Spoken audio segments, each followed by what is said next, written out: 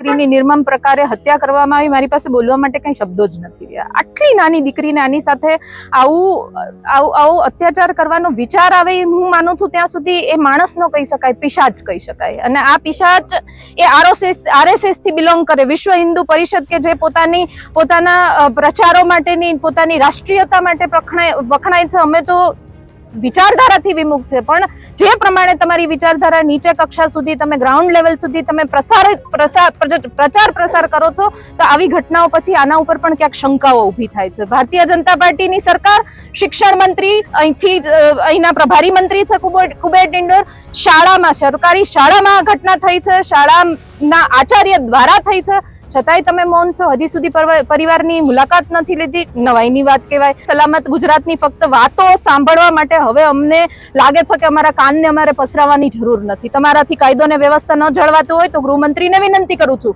કે તમે આમાંથી હાથ ઊંચા કરી લો. 156 સીટની સરકાર આવી, તમારે વિરોધ પક્ષમાં હવે કોઈ ચિંતા નથી રહી, તોય તમને ટાઈમ નથી મળતું. જ્યાં સુધી આરોપીને ફાંસી તમે દાખલારૂપ સજા ન કરો ત્યાં સુધી આના માટે લડતા રહીશું. ને આવા એક પણ કિસ્સા બનાવો હવે પછી બનવાના થાય તો સંપૂર્ણ જવાબદારી આ બધી જ તમામ મહિલા ધારાસભ્યો, મહિલા સંસદ સભ્યો જે અત્યારે મૌન બેઠી છે, જોઈ રહી છે કે ઓહો બહેનો હેરાન થાય છે, કોઈ વાંધો નહીં, અમારી ભક્તિ ક્યાં કરવાની છે, અમારી ટિકિટ ક્યાંથી આવે છે, અમારું ખાતું ક્યાંથી આવે છે. તમે ફક્ત એની જો ભક્તિ કરતા હોય તો અમને અમારા હાલ ઉપર છોડી જ દેવાના હોય તો અમને છૂટી આપી દો. દાહોદ જિલ્લાના સિંગવડ તોરણી પ્રાથમિક શાળાના શિક્ષકે 6 વર્ષની બાળકી સાથે દુષ્કર્મ કરવાનો પ્રયાસ કર્યો હતો અને પછી એની હત્યા કરી નાખી હતી. આ બાબતે કોંગ્રેસના મહિલા પ્રદેશ પ્રમુખ જેનીબેન ઠુમ્મર દાહોદ પહોંચ્યા હતા અને પીડિત પરિવાર સાથે મુલાકાત કરી હતી. વિસ્તારે વાત કરીએ. નમસ્કાર, વાઇબ્સ ઓફ ઇન્ડિયા સાથે હું સર. દાહોદ જિલ્લાના સિંગવડ તાલુકાના માસી તોરણી ગામની પ્રાથમિક શાળામાં એક આચાર્ય છે, એમણે 6ઠ્ઠા ધોરણમાં ભણતી બાળકી સાથે દુષ્કર્મ કરવાનો પ્રયાસ કર્યો હતો. બાળકી રાડો પાડવા લાગી તો એનો શ્વાસ રૂંધી અને એની હત્યા કરી નાખી હતી. આ ગંભીર બનાવમાં પીડિત પરિવારને ન્યાય મળે અને ગુનેગારોને કડકમાં કડક સજા મળે એના માટે ગુજરાત કોંગ્રેસના મહિલા પ્રમુખ જેનીબેન ઠુમ્મર દાહોદ પહોંચ્યા હતા. એમણે પીપળિયા ગામે પહોંચી અને બાળકીના પરિવાર સાથે મુલાકાત કરી હતી અને પરિવારને સાંત્વના પણ પાઠવી હતી. શું કહ્યું હતું સાંભળીએ.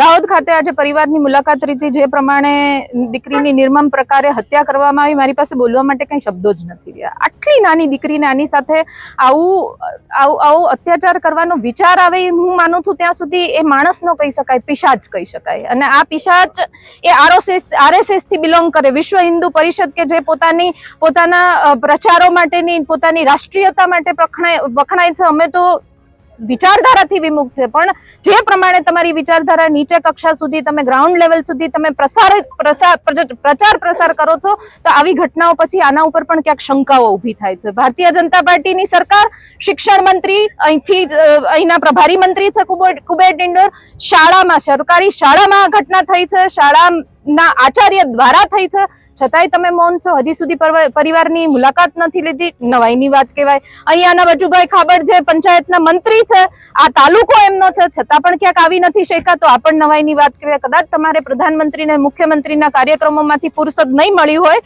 પણ તમારી ફુરસદના લીધે સલામત ગુજરાતની ફક્ત વાતો સાંભળવા માટે હવે અમને લાગે છે કે અમારા કાનને અમારે પસરાવવાની જરૂર નથી. તમારાથી કાયદો ને વ્યવસ્થા ન જળવાતું હોય તો ગૃહમંત્રીને વિનંતી કરું છું કે તમે આમાંથી હાથ ઊંચા કરી લો કે મહિલાઓ વિરુદ્ધનો એક પણ અત્યાચાર કે અન્યાય થશે જવાબદાર નથી. સંભાળવા માટે સક્ષમ છીએ. એમને સજા તમે ન આપી શકતા હોય તો અમને હથિયારો આપી દો, એટલે અમે એને શું કરવું, ગોળીએ દેવા, હત્યા કરવી, પછી અમારું જે કરવું એ કરો. પણ હવે બહુ થઈ ગયું. 6 વર્ષની દીકરી, અને તોય હજી તમારા કોઈના રૂવાડા ઉભા નથી થતા. માનનીય બાળ કલ્યાણ વિભાગના મંત્રી ભાનુબેન બાબરિયા એકમાત્ર મહિલા મંત્રી, એમાં બાળ પણ લાગે, કલ્યાણ પણ લાગે, મહિલા પણ લાગે, આ બધા જ શબ્દો એકબીજાથી ક્યાંક સંદેશ જ જુદો દઈ રહ્યો છે. તમે આ દીકરી છે, મહિલા છે, બાળકી છે, છતાંય તમે સ્ટેટમેન્ટ નથી દઈ શકતા, તમે મળવા નથી આવી શકતા, એટલે તમે શેના માટે વ્યસ્ત છો બધા? અમને એ તો જણાવો. 156 સીટની સરકાર આવી, તમારે વિરોધ પક્ષમાં હવે કોઈ ચિંતા નથી રહી, તોય તમને ટાઈમ નથી મળતું, તો ફક્ત મેળાવડા જ કરવા છો તો અમને છુટ્ટી આપી દો. આ પરિવારને ક્યાંય પણ અન્યાય ને અત્યાચાર સહન નહીં કરવો પડે એની બાહેધરી આપીને નીકળી છું.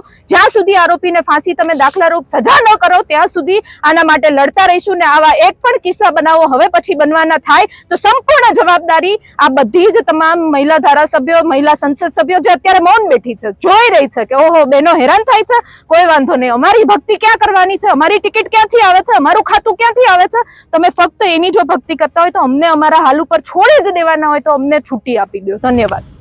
6.5 વર્ષની નાની બાળકી સાથે દુષ્કર્મ કરનાર જે આરોપી છે એ આચાર્યને કડકમાં કડક કાર્યવાહી થાય એની સામે, અને એના માટે ગેનીબેન ઠુમ્મર જે છે એ કલેક્ટર કચેરી પણ પહોંચવાના હતા. જેનીબેન ઠુમ્મરે દાહોદના લોકોને ધરણા કરી અને બાળકીના હત્યારાને કડકમાં કડક સજા થાય એના માટે અપીલ પણ કરી હતી. આ બનાવમાં હાલ આરોપીની વાત કરીએ તો પૂછપરછ ચાલી રહી છે. બનાવ બાદ શિક્ષકો કે શિક્ષિકા છે એ શાળામાં ઓછા જોવા મળ્યા હતા. હવે આ મામલે આગળ શું થશે તો જોવાનું રહેશે.